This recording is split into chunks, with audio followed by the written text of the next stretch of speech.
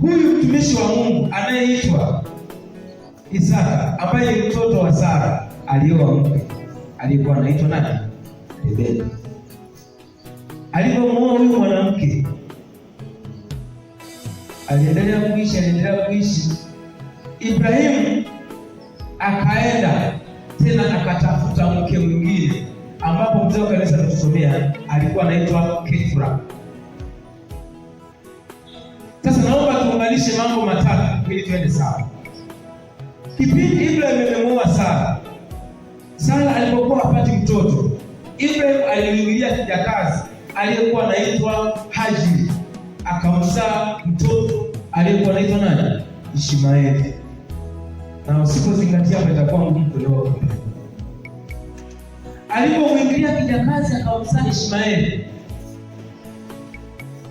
Mungu alikuwa anaendelea kutimiza agano lake, akasema atakayerithi sio huyu mtoto wa kijakazi, bali ni yule ambaye atatoka katika viuno vyako.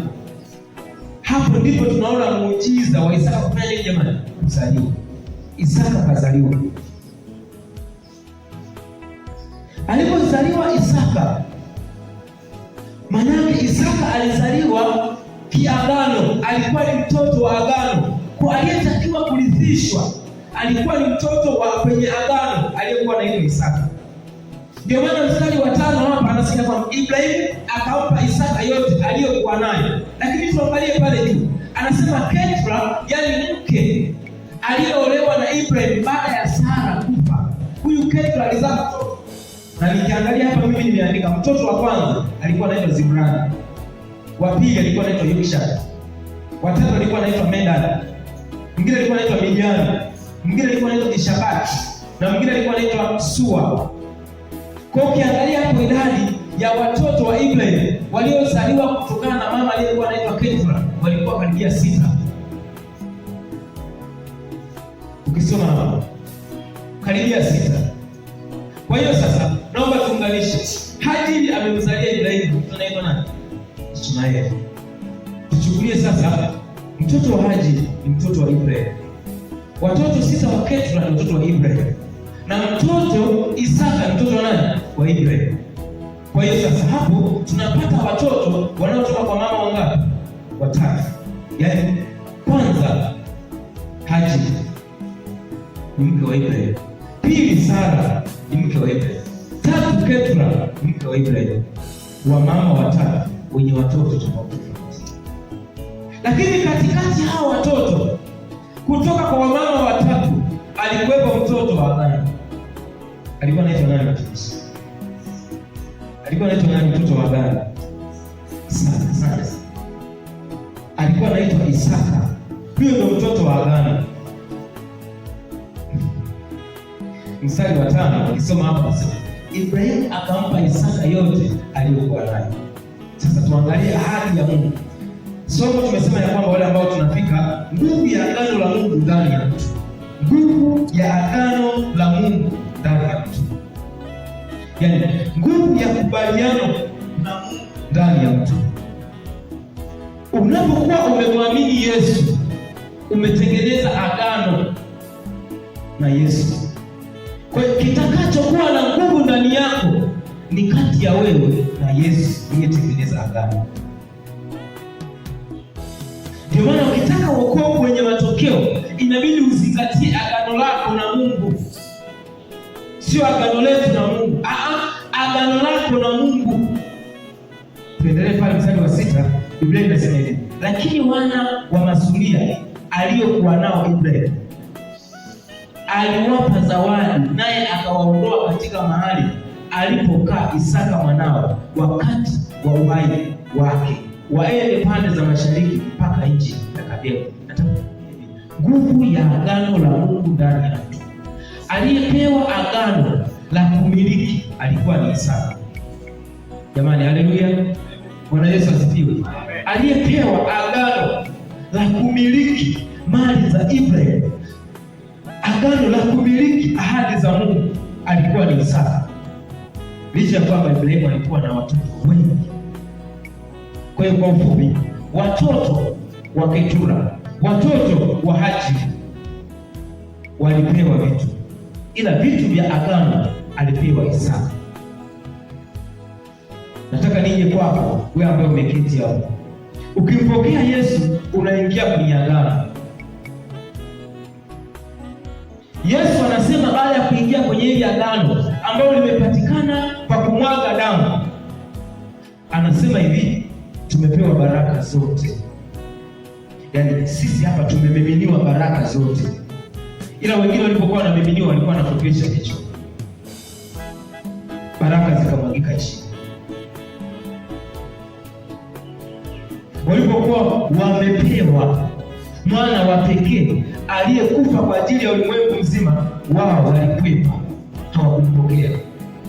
Alipokuwa Mungu amekuja akambeba Yesu kwa jinsi ya mwili, akampa mwanadamu, akasema ulimwengu nimewaleteni Yesu huko ili mpate uzima wa milele. Kuna watu walifumba mikono, hawakumpokea Yesu.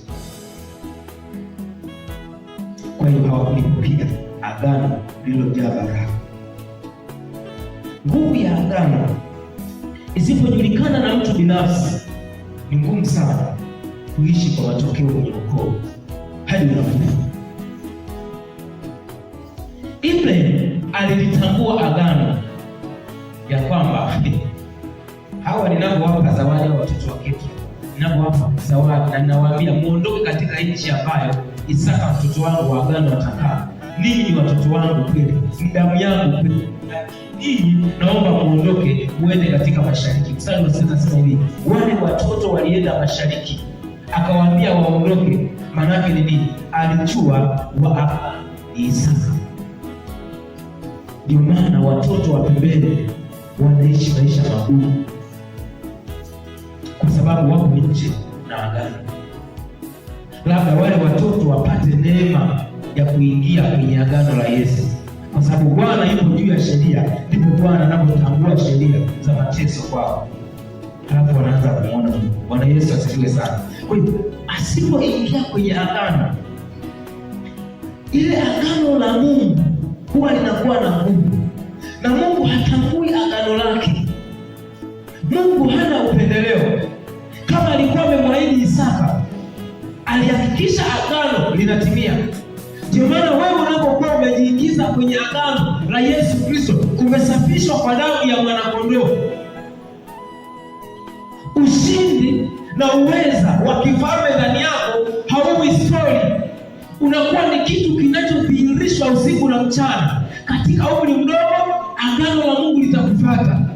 Katika uzee wako, agano la Mungu litakufuata. Tutasoma hapa mbele, anasema ya kwamba uzee wa Ibrahim alikufa akiwa na miaka 175 katika uzee mwema. Tutasoma hapo mbele.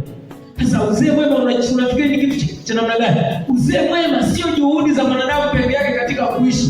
Uzee mwema ni kumsikiliza Mungu na neema ya Mungu ambayo inakuja kwako kiagano. Haleluya, haleluya. Haleluya, haleluya. Sasa uaminifu wa Mungu unapatikana wapi? Kuna mwingine uaminifu wa Mungu unapatikana tunapokuwa tunapima utimizwaji wa maagano yake. Hapo ndipo tunaposema Mungu ni mwaminifu. Sasa naomba niendelee. Jambo la kushangaza, licha ya kwamba Ibrahim alikuwa na watoto wengi kutoka kwa wanawake tofauti tofauti, yani Ketura, Hajiri, Sara, lakini bado Isaka alikuwa mrithi wa agano. Mwanzo 25 mstari wa 5. Biblia inasema hivi, Ibrahim akampa Isaka yote aliyokuwa nayo. Hakuwapa watoto wote aliyokuwa nayo. Yale yote aliyokuwa nayo Ibrahim alimpa nani? Watumishi wa Mungu hapo tumesikia Isaka. Sasa tuangalie, Ibrahim hakuwa na Isaka peke yake, alikuwa na watoto wengi. Alikuwa anapata agano la nani? La Mungu.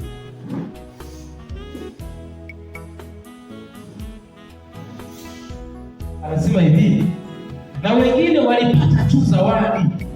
Mwanzo 25 mstari wa 6, ambapo Biblia inasema hivi, lakini wana wa Masuria aliyokuwa nao Ibrahimu akawapa zawadi, naye akawaondoa katika mahali alipokuwa Isaka mwanawe wakati wa uhai wake, waende pande za mashariki mpaka nchi ya Kademu. Wale watoto wa pembeni wote, watoto ambao hawajatoka kwenye tumbo la Sara, akawaondoa.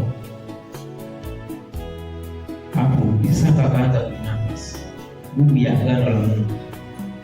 Bwana asifiwe sana. Mking'ang'aniana, wewe uliyebeba agano la Mungu, kitu chochote, mking'ang'aniana na mtu ambaye hana agano na wewe ni mtu wa agano, wewe wa agano lazima ushinde. Ndio maana Yesu anasema ya kwamba hii ni damu inayomwagika kwa ondoleo la dhambi kwa ajili ya watu wengi.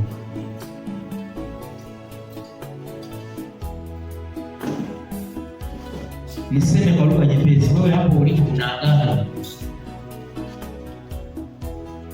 ila hujui matumizi ya agano.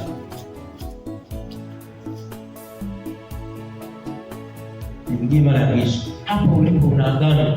Yesu ameshakupa agano tena la kumwaga damu ya thamani kuliko damu za wanyama.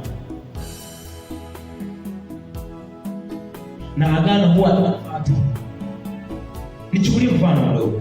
Kama agano la kipepo huwa linapatisha watu, kuna ugonjwa wa kiukoo, kuna ugonjwa wa kikabila fulani, huwa unapata. Lakini jambo ambalo unaweza kuona ni la ajabu, hata kama maagano ya kipepo huwa yanawapata watu, lakini agano la kuingilia katikati ya maagano huwa yanakatishwa. Nataka nikupe picha. Agano la Mungu likinyoshwa kwa Ibrahim, hata kwa Isaka ambaye hajazaliwa duniani haipo, bado linafuatilia. Agano la kishetani likipita katikati ya agano la Mungu, agano la kishetani linakatika vipande vinaiuka. Narudia tena. Agano la Mungu